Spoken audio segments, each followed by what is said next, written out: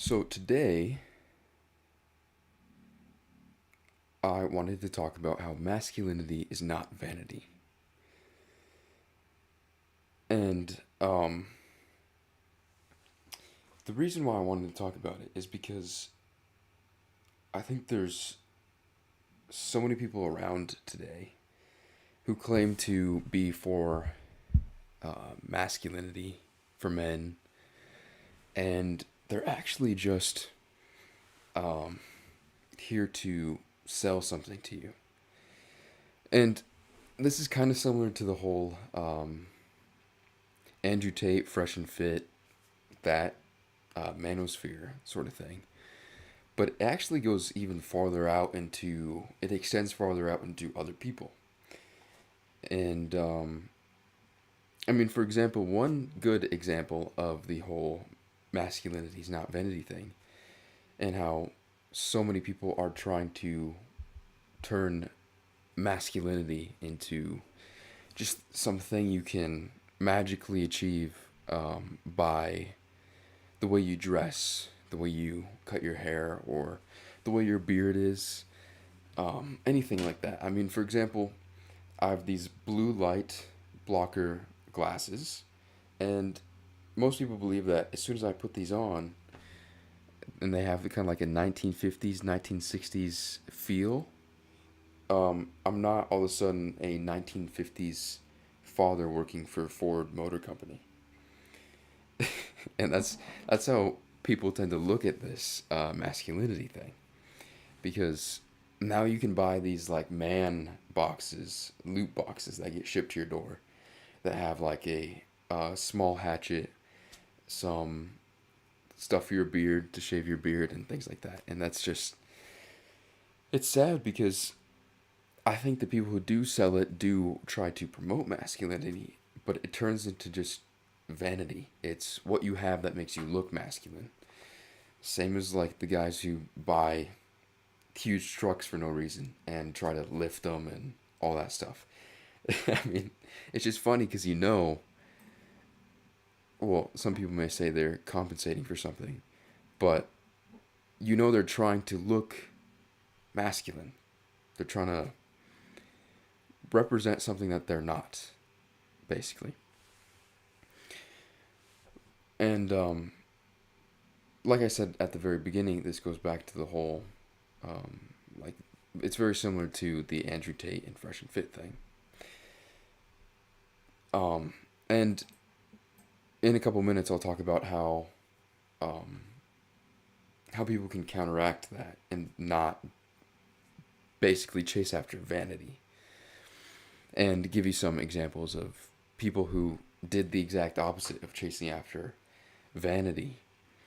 They chased after what they wanted, and it came with a certain uh, lifestyle with certain like aesthetics that they like, but it wasn't chasing after a well, I guess no, it wasn't them chasing after a lifestyle in the way that we see a lifestyle today. Because most people will say they're going after this lifestyle. They're talking about making like a couple $1 million and living like Andrew Tate, where he flies all over the world and has tons of women, goes on yachts all the time.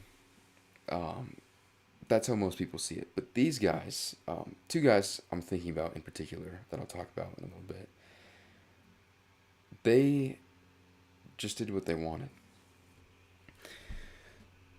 But actually, we can go back to Andrew Tate. He lives this life where, and even he says he gets bored of it, which I've heard many, many successful, wealthy people say that at the end of the day, they can work and work and work until they make hundreds of millions of dollars, tens or hundreds of millions of dollars, and they, at the very beginning, enjoy having nice cars, um, getting to eat wherever and whatever they like, being able to fly on private jets across the world, having whatever house they want, all that stuff. They all get so bored of it and realize that actually they wasted a lot of time doing that. And that's one thing that Andrew Tate tries to sell young men, which they absolutely grab onto, is this whole, well, what you have to do is you have to make a lot of money so that you can chase after all these girls that will eventually chase after you just because they are looking for men with money, basically. And you can tell that all the women who are around, at least in the videos, all the women who are around Andrew Tate are not very intelligent women, but they like money, and he's just one big dollar sign for them. So, but all these guys get bored of it, and they all eventually realize that they spent so many years of their life working for something that they didn't actually end up caring that much about, which is pretty sad to think about it because that's a lot of time. It takes a lot of time to make that kind of money. Absolutely. And I don't like talking about Andrew Tate that much, but um, he's a good symbol of what young men have to idolize nowadays. Because basically, so many of the young men that watch his videos and follow him, they chase after that lifestyle of having all of that, having different types of expensive clothes, like I said, eating wherever they want, eating whatever they want, which I'm sure is very nice. Driving whatever car they want, having tons of cars, being on yachts, all that stuff. But they focus, it's all about vanity. It's how much money I have, what type of clothes I wear. It's not about what job you have. That's the difference, though. Because you'll see that a lot of young men go with, like, trading stocks, for example. They think that if they wake up at 5 in the morning and trade stocks for a couple hours, that they are going to be billionaires. But they chase after this lifestyle, which is just wasting time. Anyway, there's two men that I'm thinking of that did the exact opposite of that, of at least the Andrew Tate stuff. They did the exact opposite of chasing cars, clothes, food, women, all that stuff. And one of them is, I don't know how to pronounce his last name, but it's Dick Proanecki or something like that. This is a man who, in his late 40s, maybe early 50s, he decided that he did not like having to work constantly and live in the normal world. So he went to Alaska and started his own life there, in the middle of nowhere. He built his own cabin, and I think he eventually ended up dying there, too. He must have went there in the 50s or 60s, maybe 70s, I don't quite remember. And I don't think that you have to be, I don't think that to be masculine you have to go off into the woods and never come back to civilization. But these are just men who chose what they wanted. Dick Proanecki is a man who chose what he wanted instead of chasing after someone else's dream, which is what so many young men have to do nowadays, or believe they have to do nowadays. So, but this guy went out. He's middle-aged, getting on the older side, started his own life in the middle of nowhere in Alaska, and survived pretty well. The other guy is David Holiday. This is the guy who actually taught Bear Grylls how to start a fire, which it was very interesting to meet Dave Holiday, and I absolutely consider him a great man. I actually made a video on him. It was the second video I ever made on this channel is about him. Maybe third. I think it was the second, though.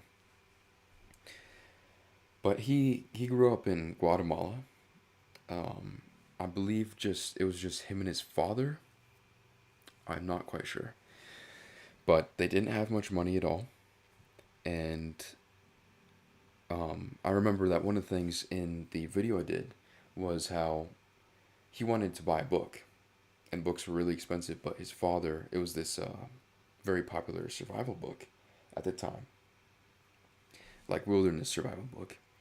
And his father spent quite a lot of money on this book.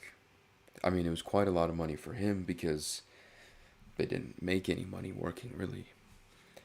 And then eventually, David grew up and he now lives, he's like 60 or 70 years old. He lives in, um, I believe, Arizona or New Mexico with his wife and children in the middle of nowhere. And he's been doing this for I don't know how many years. And he does teach classes, or has taught classes to people on wilderness survival, which I also think is important for men to know a little bit of it. And my dad and I actually went on a survival trip with David Holiday. We went to Catalina Island, and that was very, very fun for me. Definitely more fun for me than it was for my father. But we hiked, I believe it was 10 or 12 miles in, maybe, to get to our campsite, which was right on the beach. So, not a very good place to be for sure to camp. But we were there for 3.5 days, maybe 4 days. There was one other guy with us who um, was, I guess, maybe studying under David, and he got sick within the first day, and he started throwing up, and so he went home right away. But then we stayed there, and we basically have nothing to eat. There we found yams, which David found in the ground. He was very good at knowing how to find different foods, and there's nothing to eat. I remember actually my dad and I brought in our packs some like trail mix or something. I think it was trail mix and some small cookies that we got from the hotel and decided to bring with us. And I basically ate all of that within the first day or two because there was really nothing to eat at all. And I remember I would wake up in the middle of the night and he would keep the fire going all night. Um, and that was also interesting to me how he basically didn't sleep very much at all. He was completely fine with walking long distances. And he was also okay with not eating basically anything. I remember, I mean, we eventually did kill a lizard like this big with a rock, and we cooked him on a soapstone over the fire. But I was the only one who ate it, which it does taste like chicken, actually. And as we were, that must have been on the maybe second or third day. But my dad, he was starting to feel pretty rough. And so we decided to go back a day early. I believe it was a day early. And so we got up the next day. It was decently early, and we were hiking that 10 or 12 miles back. Again, even though my dad and I went maybe 20 or 30 minutes before Dave, he still caught up. I mean, he wasn't right behind us, but he kept a good pace.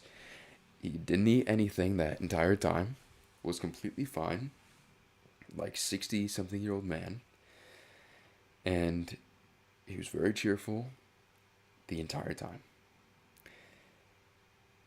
And I remember I couldn't stop thinking about food. My dad and I were talking about some cheeseburgers we had before we left to go to Catalina Island.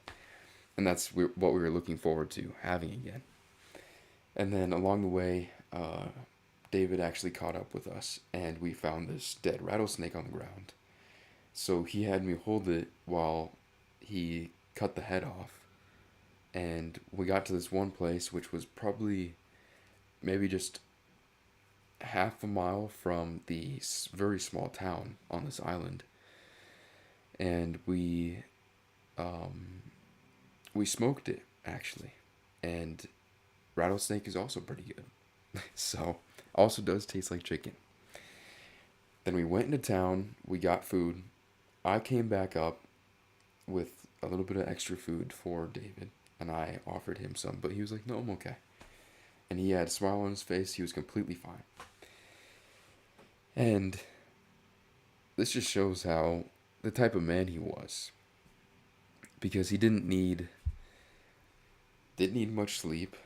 He was cheerful, didn't need much food, kept a good pace while walking, even though he was at an age where most people that age could not walk that kind of distance.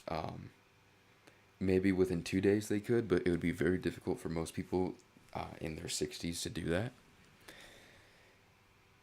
And he was very resilient, but it didn't seem like he was trying either, and he probably wasn't, because he seemed pretty okay.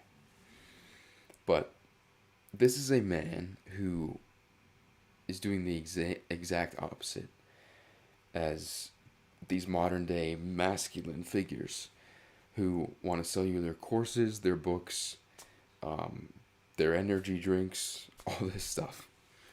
And it's it's sad to see young men fall for that. But that's just because they haven't gotten enough, um, or not enough attention has been brought to the true masculine figures in the world. Whether that's masculine figures that are still alive or that were alive. So that's part of the reason why this podcast was created, was to show at very least great men in the past, and then to hopefully find great men that are still alive now, which there definitely are still great men alive now that people need to see because they're good examples to follow. For example, like Dwayne from Dry Creek Wrangler School. But like I said, so much of masculinity nowadays is focused on how you dress, which how you dress is important. Um, like personal upkeep of oneself is important, but just because you order a like Loot Crate box that has a hatchet and a beard shaving kit in it doesn't mean you're masculine all of a sudden. But yeah, that's about all I have to say about that. There are great men to look towards, and we have to realize that it's not about vanity. Masculinity is not about vanity. Masculinity is about finding something that you deem worthy of your time in life and dedicating your life to that thing. And it might take a long time to find what that is, but you have to find it. You have to find it. And that's what it's about. It's not about how you dress, what your hair is like, if you have a beard or a mustache. It's not about if you have 15 hatchets or axes on the wall. It's not about wearing a certain brand. It's not about idolizing certain figures. It's about doing what you deem necessary in your life and serving something. And of course, there's many other things that you can add on to the definition of masculinity, but I think that's like the main thing for masculinity. So if you guys have any other ideas about what you think it is, then I'd like to hear about it. So yeah, I think that's it for today. I hope you guys have a great day. If you guys have any if you guys have found any other people who you believe are great men, then I'd absolutely love to hear about it, because not only would I like to find those people, but I would like to make videos about them. So maybe in a couple years, I could, in a year or a couple years, I could interview them and bring more attention to them. That's what I like to do. But yeah,